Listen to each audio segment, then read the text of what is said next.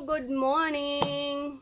Today, hindi ko alam kung anong lulutuin ko kasi parang naboboard ako ngayon na magluto-luto. Oo, iniisip ko na lang kung anong lutuin ko sa lunch ngayon. Tapos, naghalungkat ako sa fridge ko. Nakita ko tong isda na to. Ayan, ito na lang ila-lunch ko. I-fried ko lang yan kasi mahilig ako sa fried lalo na yung crispy talaga.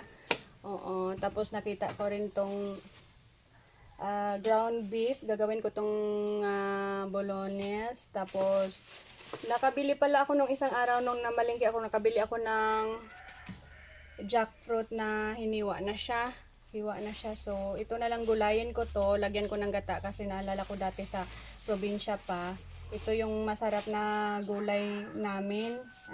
Jackfruit. Tapos lagyan lang ng gata. Bumili din ako kasabay nito ng grated coconut para igata ko siya dito. Oo, so sigurado ako masarap to mamaya. Magluto lang muna ako ng fried fish for now. Kasi at saka pala, gagawa pala ako ng mashed potato.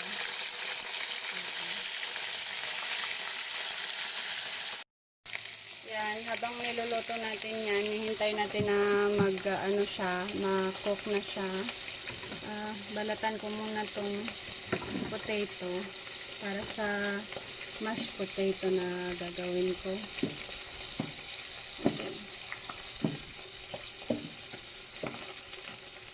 Saka yung rice pala, sinain ko na.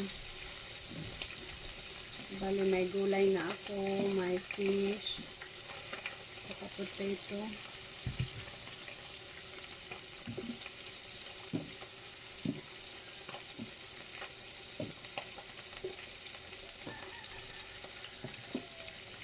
Kasi quarantine ngayon bawal lumabas, kaya ang magagawa lang natin sa bahay, luto lang ng luto.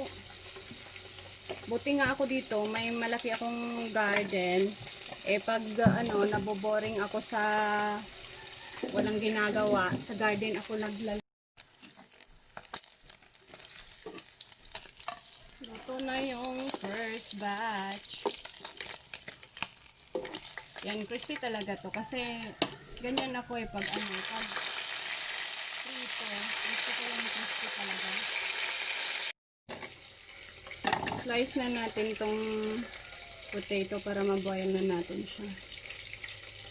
Para sa pagmamash natin.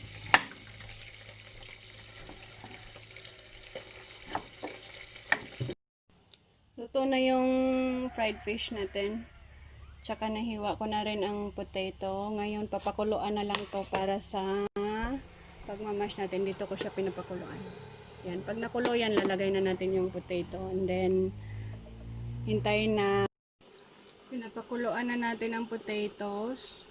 Maybe mga 15 minutes na para matama yung tender talaga niya, para madali na siya i-mash. Tapos, habang pinapakuluan ko yung potatoes, nagpakulo naman ako ng tubig dito sa kalan para sa gulay natin na jackfruit. Ito, nahugasan ko na siya. Yan. Tapos, pag nakulo na yung tubig doon, ilalagay na lang natin to. Tapos, okay na yung gulay natin na langka na may gata. Oo.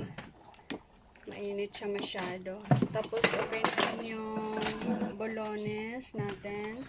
Itatappings na lang natin to sa mashed potato mamaya. Yung potato natin kasalukuyan pa siyang binoboil kasi hindi pa gaano ka tender. Kaya hintayin muna natin konti. Ito na, biniblend na natin ang mashed potato.